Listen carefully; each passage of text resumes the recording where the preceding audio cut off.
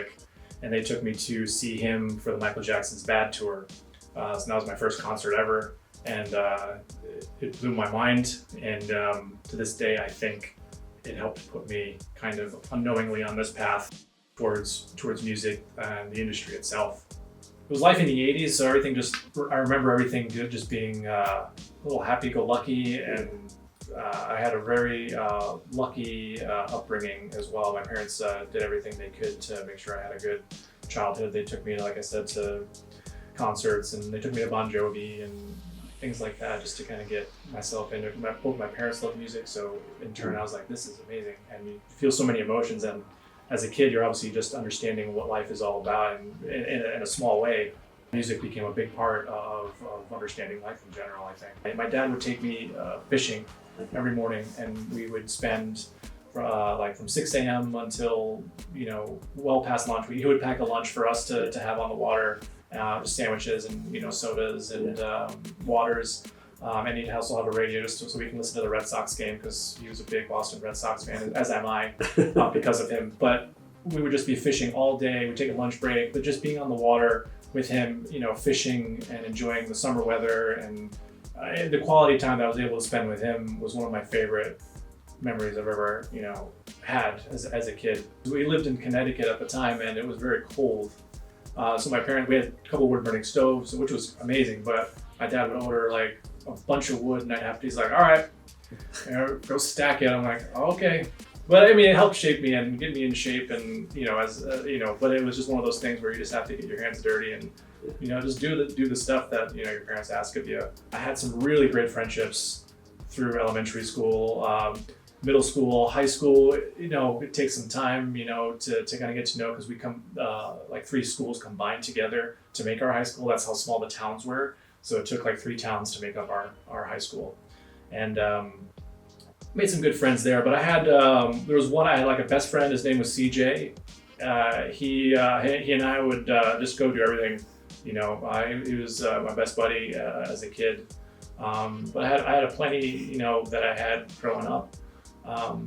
But to this day, I'm still friends with a few people I went to high school with. To this day, we're really, really great friends. Derek and Casey, and not that their names, are going to mean much to other people, but for me, they've been there, for the longest time, and they're like a staple in my life. But ever since high school up to this time, it's just it's a special friendship when you can keep it that long, I think. I tried to lie to my dad once. He gave me an allowance early, and he forgot that he gave me allowance already. It was like $1.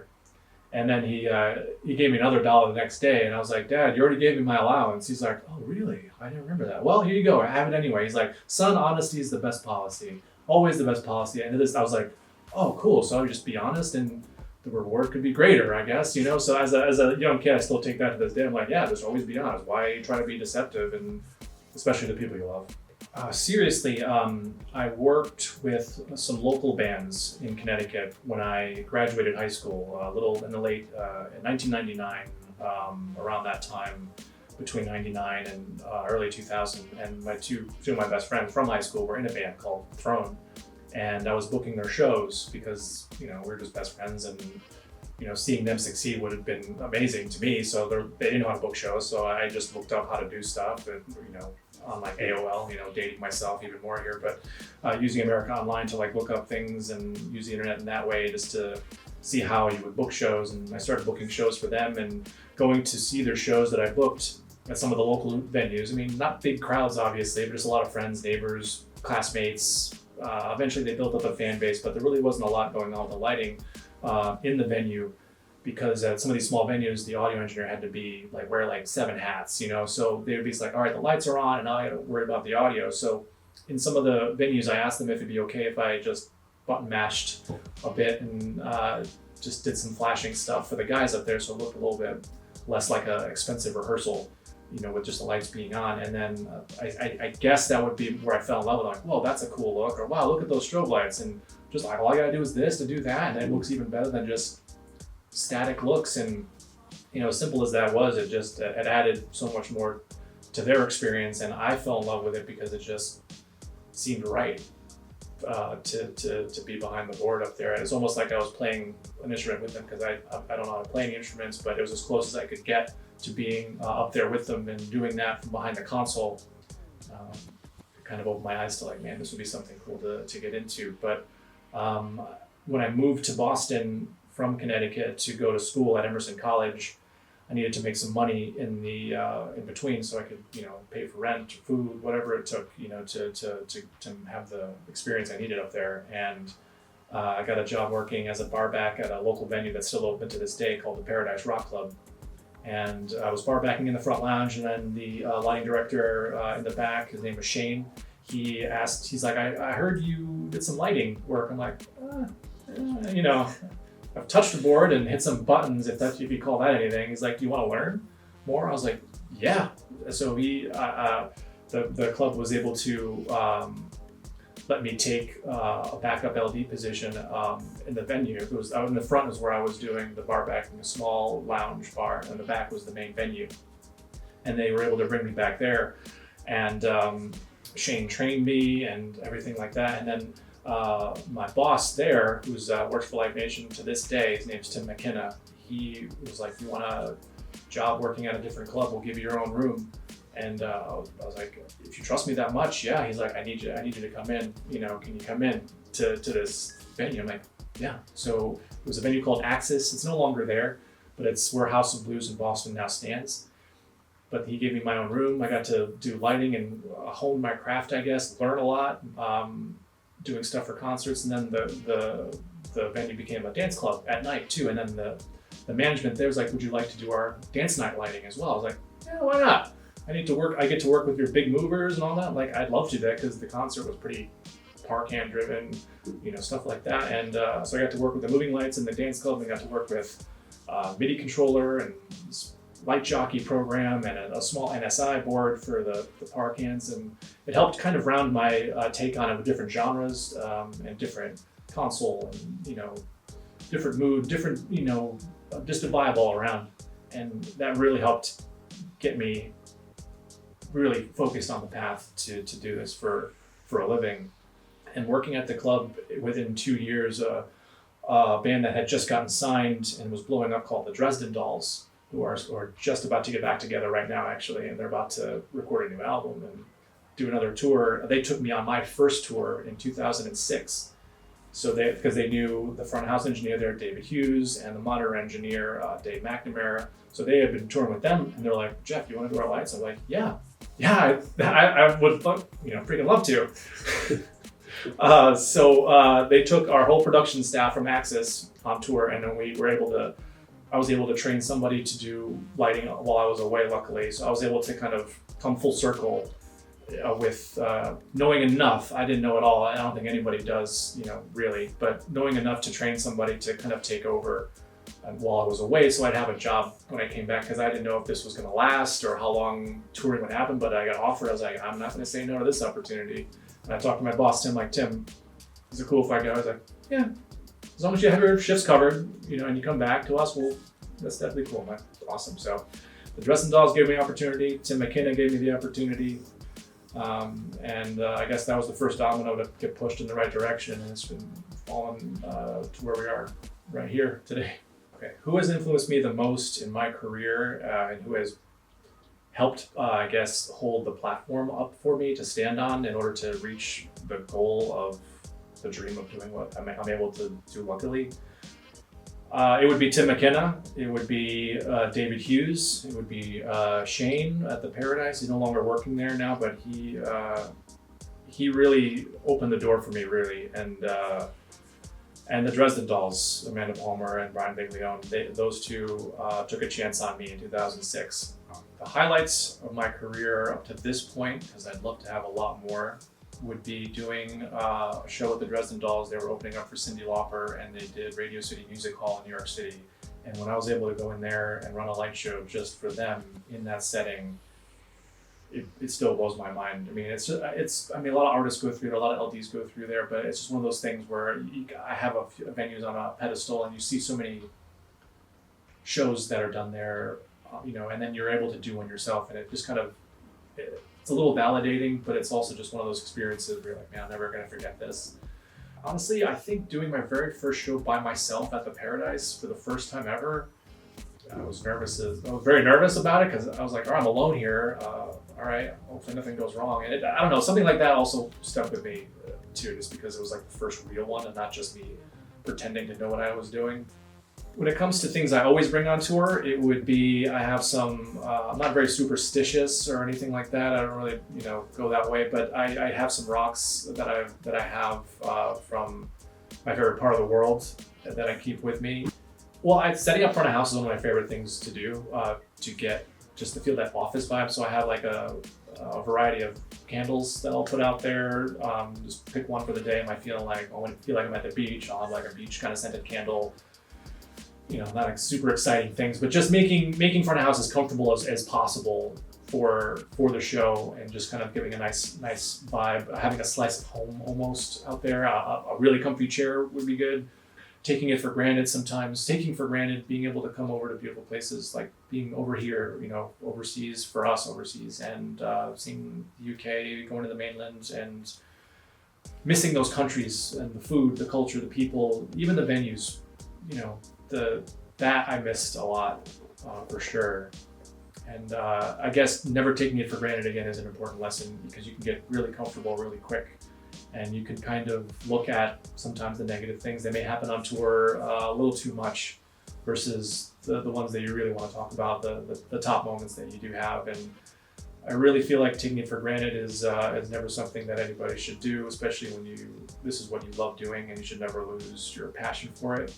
I would say learn every console, because if you don't tour with one, and you're gonna, especially overseas, even in the States, every venue is gonna have their own console, most likely. They're not, you'll have a variety of them. Having knowledge of all of them is gonna only benefit you in the future, whether you pick a certain console or not.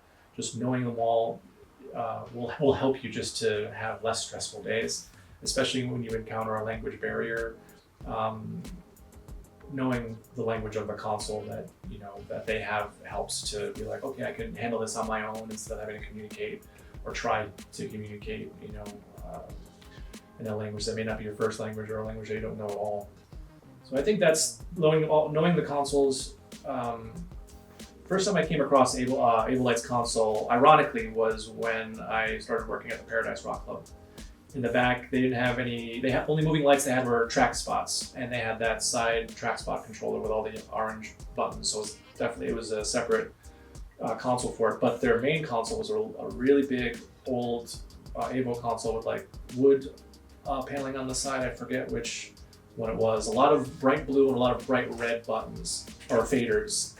On it, and it had the roller, one big roller, but they only used it for their par cans. But that was my first time using one. The first time I really encountered it was my first tour with the Dresden Dolls in 2006 when I came over to Europe, and I was learning every console that I was coming in contact with, at least trying to.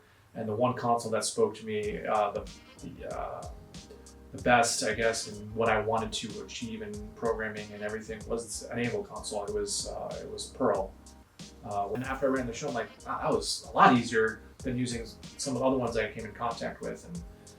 And I think that was like, all right, this is my console. I would love to get to know this one here. It just so happens that when I remembered it, I was like, oh yeah, the Paradise had an old one of that too. It's just an ironic meeting there, I guess. At the time, it was just so quick, and it was easy to work with. And I feel like, I don't know why, but all the palettes up top, doing the palettes up top, and then the wheel just being your pages was quicker than, for some reason, just hitting a button or just hitting a quick button. I don't know why that computed better with me, but it just did. And and that's why I stuck with it. The technology for Avo specifically has moved on and gone up into worlds that I couldn't imagine at the time when I first started using it. When it comes to the marriage of synergy and now the new Titan software, I used that a lot on the most recent Megadeath tour, and there's not a lot of steps to get to the end result to make something beautiful when it comes to using synergy or keyframe shapes. That is one of my favorite features on the Titan software. The keyframe shapes, the synergy, the shape generator in general, all great tools that Avo offers that I have fallen in love with even more so. And it makes me almost feel validated in choosing this console from beginning to up to now, because of it still speaking the language that I understand when it comes to lighting consoles. What has stood out most to me about putting my hands and getting to know the D9 versus the Pearl Expert or the Pearl 2000 is the software in general, and just, I don't know, seeing the D9 compared to what I used to, it does feel like, oh right, I feel like I'm growing with the console, like the knowledge that you're acquiring as you're going along and learning, and I'm still learning to this day, whether it's new software or new console or all that. They had their time to shine, but the D9 is definitely a massive step up from what it used to be when I started up till now, and it's been really fun to work with, honestly. The first time I was able to use a D9, just looking at it, standing in front of it, I was like, okay, well, I see the software is the same, obviously. So I was like, okay, well, at least the familiarity is there. But then it was getting your muscle memory and like feeling the buttons. The buttons, have a little bit of a different feel on the right-hand side, like your numbers and like your macro buttons, all the other right-hand side. But the buttons that still have faders, they still have that Avo click to it, which I feel like is a nice feeling, and I'm used to that as well when you're going to bump through buttons if you are going to do that, whether it's busking or programming it back home or in a visualizer suite or something like that. Where do I see the business going with technology? Well, I mean, I'm cliche to say, but the sky's the limit, because with being able to throw all of your video content over all of your lighting fixtures with Synergy, that's just amazing. It just marries the video content. It just makes lighting world and video kind of even more of a harmonious marriage together. It's got a lot of wow moments now that are happening now in the industry. So I feel like if we're there now, I mean, I guess your imagination can run wild in what and where you can do things. I mean, using 3D, holograms, in the audience kind of a thing, that would be kind of a nice thing. But if I had the power to do anything in the industry, I would say healthcare for all touring people, and the means for the artists to provide that to them. That would probably be the biggest thing, I would say. But you know what I mean? Recognition is always nice, and it does make you feel validated in a way, but we do this because we love what we do, and just magnifying the music that we love or that we're hired to do, but then you fall in love with the music. We're there to be a part of it and not to take away from it. What advice would I give myself, my younger self? Take your time with a lot of things, live in those moments, and don't try to rush to the next one, because I feel like we're always just looking ahead where we're not looking to the now. I did a lot of that when I was younger. Be more open-minded and don't think you know everything, because you never will. And even when you think you know something, you really don't know a lot of it. Listen to every piece of advice you can get, whether it's wrong or right. The wrong will help you determine whether to do those sort of things. And I guess another cliche: just never give up on your dream to get to where you wanted to be. If you work hard enough and you work long enough. And I was lucky, though. I don't want to let that be lost. I was very lucky to have people in the industry to help literally bring me into it. And I don't feel like that's a normal experience for a lot of LDs or touring folks. I just happened to be the right place at the right time. I had a lot of friends that just happened to be musicians. I just happened to be in Boston for college, and they just happened to need a lighting person to train, and it just worked out in a very odd, is it serendipitous? Is that the way? Is what I do the best job I could imagine? Yes, it is. There are other things I would love to try in life, but this is by far the best job I've ever had, probably the best job I will ever have, and I don't really think about too much of what's after this. You have to, I guess, when you get older, but it's in there. But I'm not looking to stop touring at any time. You get to see the world. You get to do it with great people, with great, amazing artists that you would grow up listening to, and you get paid to do it, and you get to be creative and create art with other artists, and you get to learn new things and try new things and broaden your knowledge of all things so you can create other things, you know. So I feel like that you're constantly evolving, and it makes the job feel new every single time. And you work with new artists and new people, and you get to see new places, and you get inspiration from those new places. And whether it's architecture, gardens, sunsets, you'd apply it to everything. And traveling the world, you get to see a plethora of all those things. And I don't know what other job would allow you to do that unless you're like a super famous Hollywood person or actually in the band itself, you know. But this is one of the best jobs I think you could have, but that's just me being biased.